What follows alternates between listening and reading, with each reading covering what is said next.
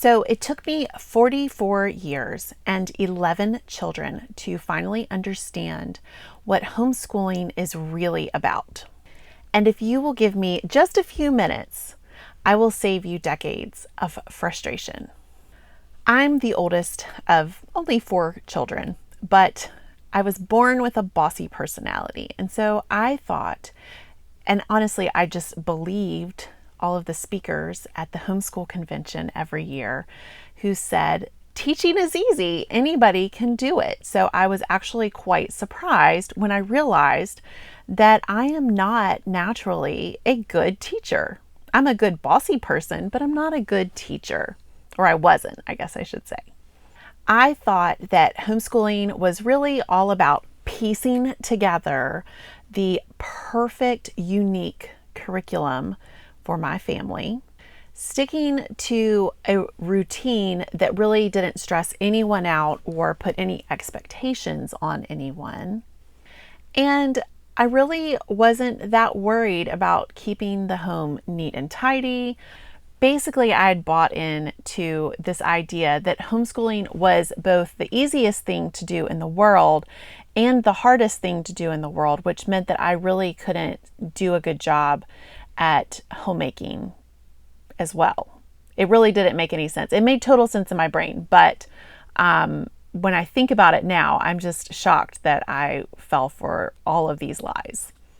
But 19 years into homeschooling, I have come to a place where I understand what homeschooling is really about, or what it really should be about, what we should reclaim as homeschooling. So what I've learned and picked up about education in general hasn't just changed my homeschool, it's really changed how I approach motherhood in general as well. But before we get into the nitty-gritty of this video, I want to invite you to watch my masterclass. The masterclass is all about where I used to be, how awful it was, and what I did to change that. Because if you've seen very many of my videos, you already know probably that I have made every homeschool mistake out there. Like, you name it, I have probably done it.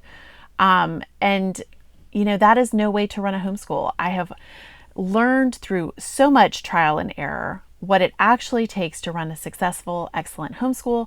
And so I share that with you in the masterclass. It is free. The link is in the description below, so make sure to check that out if that is something that your homeschool needs. Number 1, knowledge and virtue both matter. When I first started out, I was told, and I believed, that character formation was the most important thing. And I went so far as telling myself the little lie, well, as long as we get Bible done today, I'm going to call that a successful homeschool day. So I'm not here to tell you that character formation does not matter. It does. And if you look around your average homeschool co-op, you will see that even character formation these days is not being attended to very well. A lot of these kids running around like they have no character formation whatsoever. And that is true, of course, of the general public as well. So I'm not really sure where the homeschool moms are focusing their attention these days. It doesn't seem as though it is character formation. And if they are, then they're not doing a great job of even that. But what I began to realize is that character formation or virtue is really only half of the equation. Character formation without knowledge leaves our children actually defenseless. And on the flip side of that, knowledge without virtue makes our children dangerous, okay? You've probably all seen a super smart kid who's a total nightmare. I know that I have, okay? That child is doing just as much damage to the kingdom of God as the child that is virtuous but does not have any knowledge whatsoever, and so will never be taken seriously, certainly not a contender for the faith. Here's what I want you to walk away with from this point. A true Christian education forms both the mind and the heart, not neglecting either. We need to be raising children who recognize truth when they see it. Children who are able to think clearly and logically, and then articulate those thoughts in a thoughtful way. This should be our aim, even when it costs them, especially when it costs them. A knowledge-based education is not unspiritual. It is actually the soil in which wisdom can take root. And as we know, if we've been reading our proverb every day, wisdom comes from God. You can't get wisdom apart from God. But knowledge divorced from virtue is arrogance. And virtue divorced from knowledge is sentimentality. Our children need both. Number 2, the practical and economic value of homeschooling. So once I really began to see the value of homeschooling, of what it truly could do, transforming both the mind and the heart, I began to treat it with a whole new level of respect. I started to really appreciate the sheer amount of work that is required on the part of the mom in order to get this job done. It is seriously undersold, especially at homeschool conferences, who are telling parents that anyone can homeschool and homeschooling is easy and it's the most natural thing in the world. It is none of those things, okay? It is hard work, day in, day out, day after day, week after week, month after month, year after year. Just for one child, you are dedicating basically 2 decades of your life. Not quite, but almost. If you factor in additional children, well, you are in it for the long haul, really half of your life. If you think, I know I am. I have 18 years down and I have 17 more years to go. And that's not even thinking about the grandchildren that I fully intend to be on hand to help my children with. Okay, so I actually am looking at homeschooling for the vast majority of my life, because of course I'm not going to leave my own children to just figure it out on their own. I want to make sure that I am, on hand to run flashcards with any grandchildren that need it, correct papers, send their mother out to go get, a coffee by herself, like be the grandmother that is in there contending for the faith, helping as much as possible. Because honestly, wouldn't that have been nice if I had had that? Well, I don't, and that's okay. But you better believe I'm going to be that for the next generation. Okay. So we have to realize what a huge commitment we are getting ourselves into. And it's a good commitment. It is worthy of our time, but we need to start respecting it a lot more.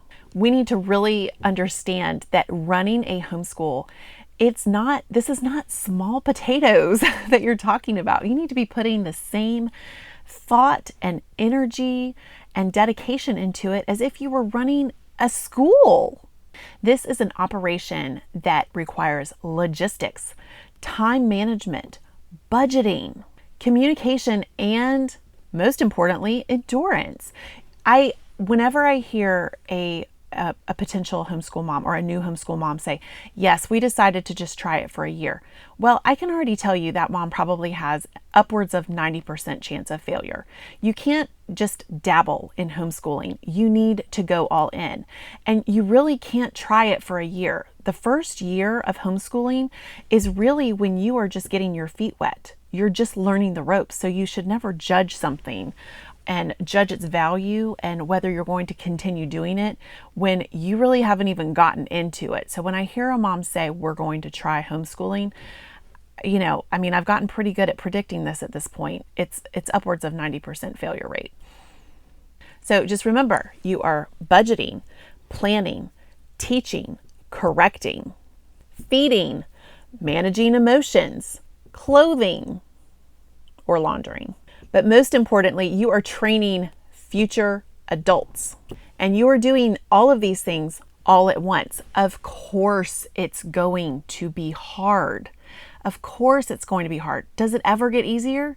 No, it doesn't. It does not get easier. The job does not get easier, but we as homeschool mothers do get stronger if we decide that we are going to figure this out. We're not going to give up because this is the most important thing we can be doing with our time. What else are you going to do with your time? I mean, I certainly am not going to go get a job somewhere filing papers, because that's not soul work. That's doing nothing to forward the kingdom of heaven. I realize that some women do have to work. However, if it comes down to, oh, well, I'm just going to put my kids in school, and then what am I going to do with my day? So I'll go get a job filing papers. Do you see how that is actually not a good exchange of your time? The world and people who don't understand homeschooling or being a stay-at-home mom, they may call this unpaid labor. Let me tell you something. It could not be further from the truth. You will not get a better investment on your time than if you pour your whole heart and your whole mind into educating your children, giving them all that you have every day, so that their hearts and their minds are formed and conformed to the Word of God and to everything that He has created. God created math. God created science. He created the English language. He created all of the other languages. He created communication. Okay.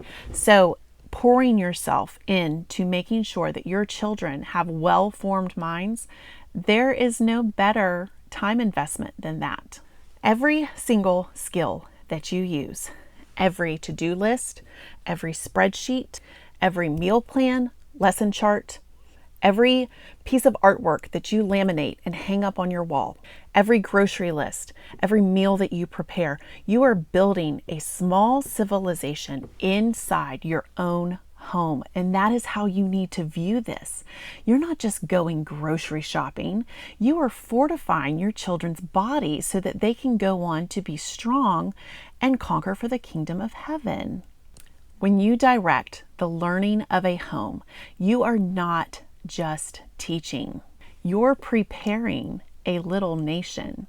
You're also saving your family thousands of dollars a year. And I know that homeschooling can be expensive. We live in a state where we're paying taxes to the public school system, and we have no tax benefits whatsoever for homeschooling. We're paying for curriculum. We are paying for online classes.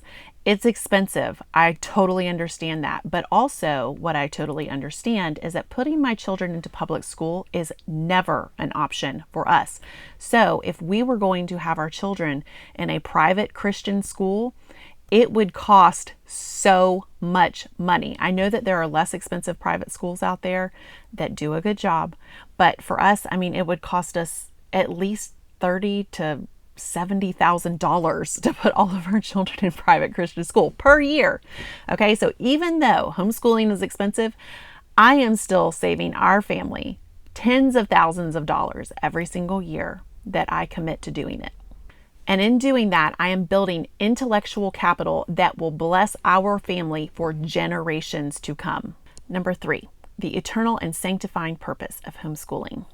Here's what I need you to really understand, though. More than the logistics of homeschooling, you need to understand that homeschooling can and should be holy work. For so many years, all I could see was my frustration.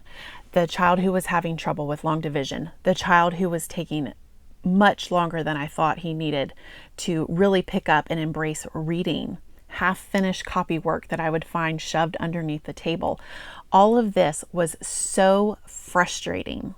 And I would take those as signs of failure for myself and for my children. But now I see it as the sanctifying work that it was, because if I had not had those frustrations, I never would have pushed through and looked for a better solution. I never would have done the work that I needed to do to help that child learn how to read. I never would have become the kind of patient person that I am today, who is fully capable of teaching any child how to do long division. If I had had children that just grasped it immediately, and I do have a few of those, but if all of my children had just grasped reading and long division like it was second nature, my own character would not have been developed and sanctified to the point that it is today. So homeschooling is not just a sanctifying exercise and a character building exercise for your children.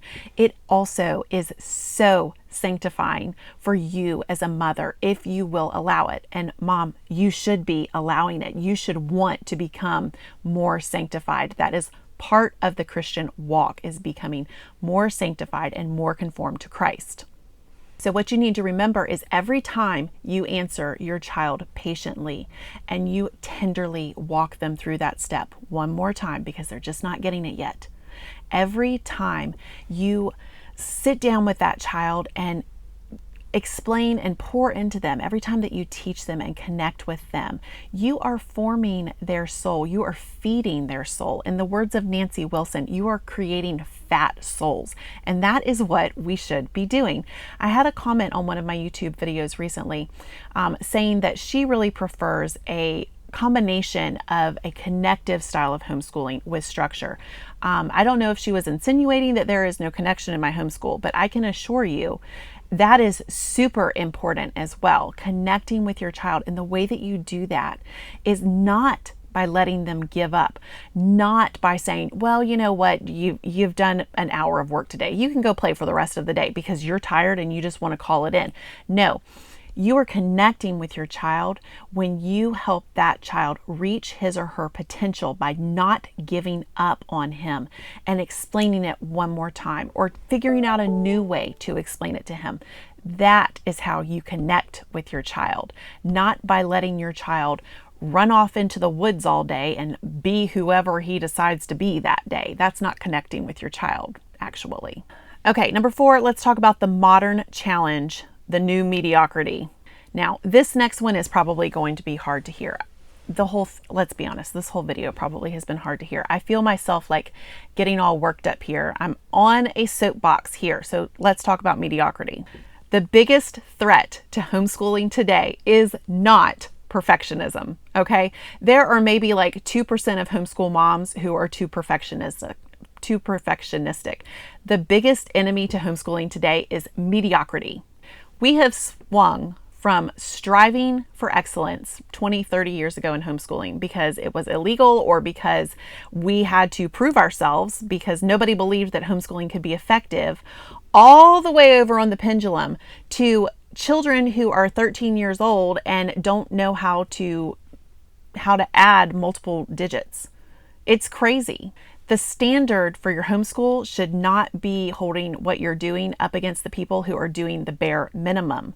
Okay, we should be striving within our homeschool to help our children reach their full potential.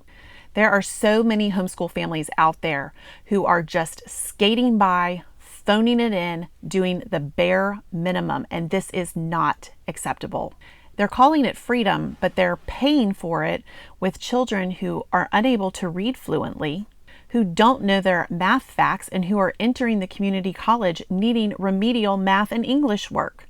That is not something to be proud of. This is not grace. It is actually negligence disguised as rest. The thing that you really need to understand here is striving for excellence is stewardship. And we are called to be good stewards of everything the Lord has gifted us with. And the Lord has gifted us with these children. We must start taking that more seriously.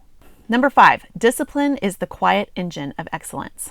And finally, the last lesson that took me so long to learn is the lesson of discipline. Consistency is what transforms a homeschool.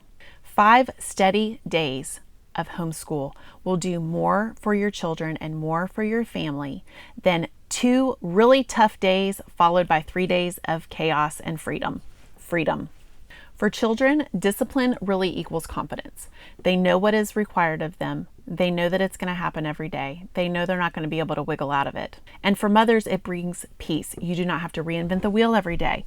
Your children understand what is happening and they're no longer pushing up against it anymore. Homeschool success truly is built on consistent, disciplined days. The excellence that you want in your homeschool comes from the habits that you are willing to build and repeat. So, Mom, I need you to remember, homeschool is not about surviving and just getting through the years. Homeschooling is about forming souls, both your children's and your own. And when you do it with consistency, excellence, and peace, the results of that homeschool are going to continue on for generations and generations. So if your homeschool has lost its rhythm and you know that you need help, again, I invite you to watch the free masterclass. The link for that is in the description below.